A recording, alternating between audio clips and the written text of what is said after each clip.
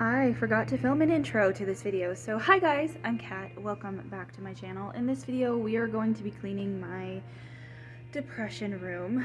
I'm going to show you how messy my room got because of my poor mental health. And it's kind of embarrassing and very vulnerable for me and kind of makes me uncomfortable, but I want to share it because I think it could be beneficial for someone else and for me. So yeah.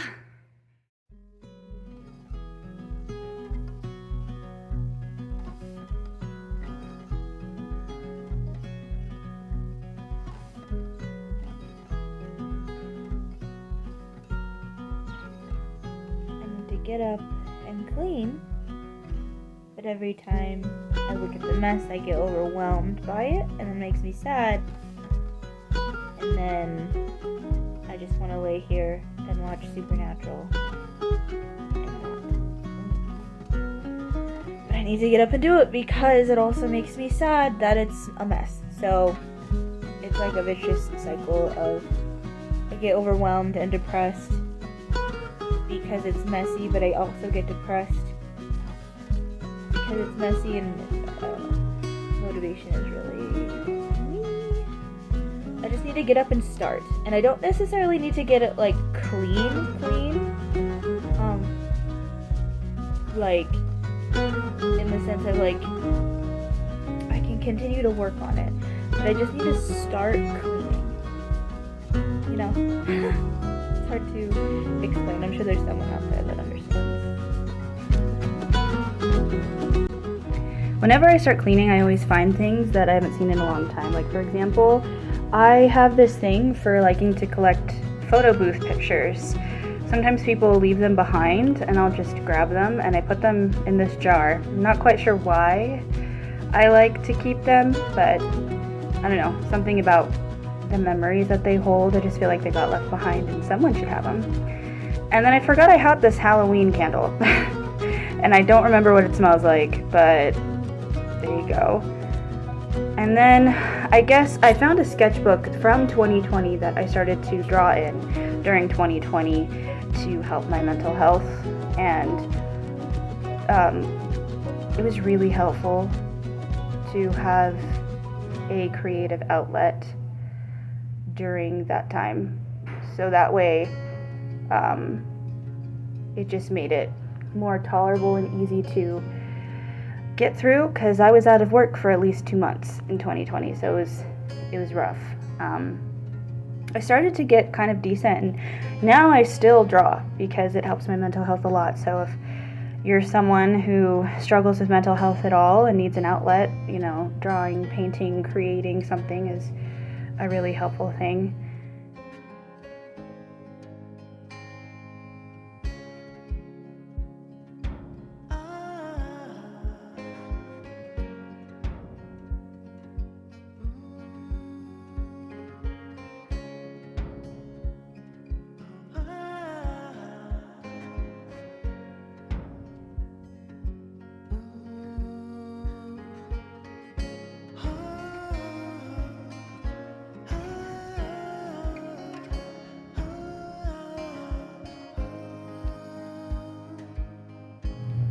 I am currently at work, and you are very precariously balanced on a fizz cup, hoping that the straw will hold you up. But I'm currently at work, and I'm about to go back out on the floor. But I wanted to talk about this video and why I decided to make it and to upload it, because this is something that is very real, but also very vulnerable for me, because I don't even like when people come over when my apartment is a mess, because it makes me feel bad about myself. And I know that they're gonna judge me, and even if they don't judge me, it just makes me feel bad about myself. So I have a really hard time sharing this part of my life. My room, as you can see and saw, is a mess, but the rest of the apartment is very much the same.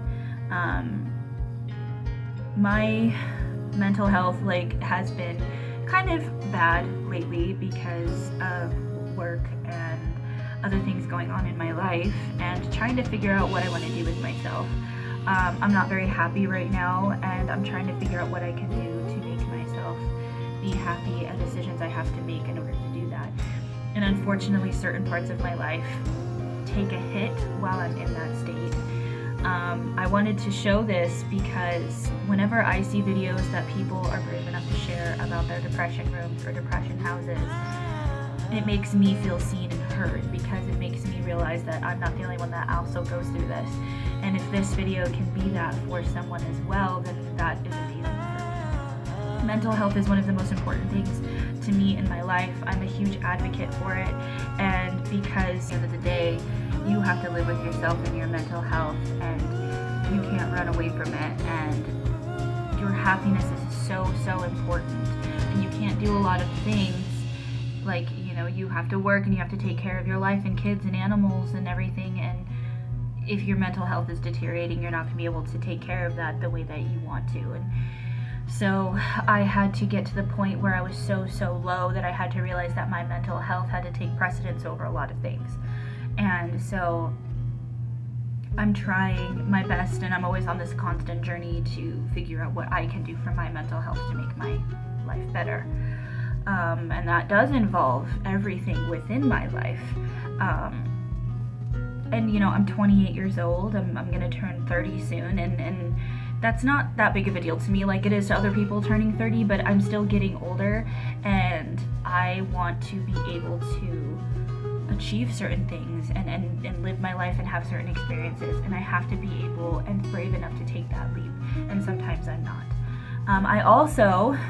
I was trying to push myself to finish cleaning because I wanted to have a conclusion of me cleaning and everything set up, but then I realized that that's not necessarily realistic, because I also have a full-time job, and sometimes I don't have time to come home and clean and to do everything, and that adding with my mental health, it's not very realistic, and I want this to be realistic, and also to show myself that it is okay that the fact that I got up and I did clean and I did my best to do what I did is impressive, and it is a good thing that I did. The fact that I found the motivation to do it and I actually did clean most of my room is an achievement within itself. And so I want people to understand that if you just clean like your bathroom or just do the dishes, if you loaded the dishwasher, those are achievements, and it might not seem like much to you, but when you've been living in this dark fuzz for so long, getting up and putting on pants to me is an achievement, and that is something that you need to remember, because I know if you're like me, doing something very small, you still feel like it's not good enough, and that's not true, because the fact that you got up despite your brain trying to push you down and did those things, no matter how small or how big, is a huge achievement, and that is something you should pat yourself on the back for. And that's what this video is about, is me showing you or us sharing together these experiences, because it's very real and something that we all go through, especially if you have really bad episodes. So I would really love to take the year to figure out myself mentally and what I can do to improve myself mentally. And it's going to be hard, and I also have to accept the fact that this isn't something that I'm always going to concentrate on. And that's because that's just kind of how life works. And if things don't work out, I need to be okay with the fact that they don't work out. And those are things that I need to work on. But I will finish cleaning my room, but I just wanted to share this video to show that, like, it's the little things that can become big things, and those little things are still extremely impressive and huge achievements and things that you should celebrate. You shouldn't only celebrate the big achievements, you should also celebrate the small ones, because the small ones help get to the big ones, and they are just as important. We're all on this floating rock in space on this journey of life, and it's hard and it sucks and it's dark and the world sucks and we're all doomed, but at the end of the day, we have ourselves and we have each other, and we have to be there for ourselves and do what we can for ourselves and give ourselves the room to be and not expect ourselves and get mad at ourselves when we can't be. You know, we have this idealized version of ourselves, and when we don't hit that idealized, we take it out on ourselves and don't give ourselves the room to understand that sometimes it just doesn't happen that way, and that's okay. And that doesn't mean it won't. It just means that you just gotta take your time on that journey. So yeah, but I have to go and open the store, but I just wanted to share that, you know, that's what this video is about, and it's very vulnerable and uncomfortable for me, but I wanted to share it because it's very real, and if I can be that person that helps someone feel seen and heard, then that's awesome. But I will talk to you later. Something I need to learn is to embrace the really good moments, like hanging out with my cats or watching my sister play video games and just chilling. I'm trying not to hold on to those moments that really get to me and hurt my heart. And most of all, I need to learn how to not break my own heart, because that's typically what happens is I say things to myself that are really toxic and really quite terrible. And I need to hold on to the funny moments. Oh look, it's a super soft pineapple. It's super like squishy and big and nice, and we know I love my squishy things, but then you flip it over. What is that? That's terrifying. And then this one. Kill me. Life is hard enough anyway. The last thing I need to do is make it hard on myself. So I'm gonna give it a shot and see what happens.